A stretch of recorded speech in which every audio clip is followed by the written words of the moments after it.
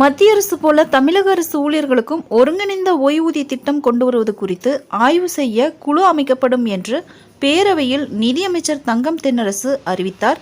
தமிழக சட்டப்பேரவையில் நேற்று மத்திய அரசின் ஒருங்கிணைந்த ஓய்வூதிய திட்டம் குறித்த உறுப்பினரின் கேள்விக்கு நிதியமைச்சர் தங்கம் தென்னரசு அளித்த பதில்: தமிழகத்தில் அரசு ஊழியர்கள் மற்றும் ஆசிரியர்களுக்கு தற்போது பங்களிப்பு ஓய்வூதிய திட்டம் நடைமுறையில் உள்ளது.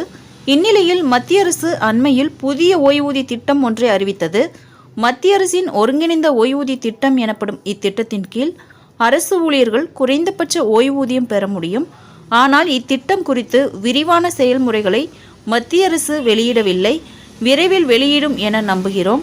இந்நிலையில் மத்திய அரசு போல தமிழக அரசு ஊழியர்களுக்கும் ஒருங்கிணைந்த ஓய்வூதியம் கொண்டு வருவது குறித்து ஆய்வு செய்ய குழு அமைக்கப்படும்.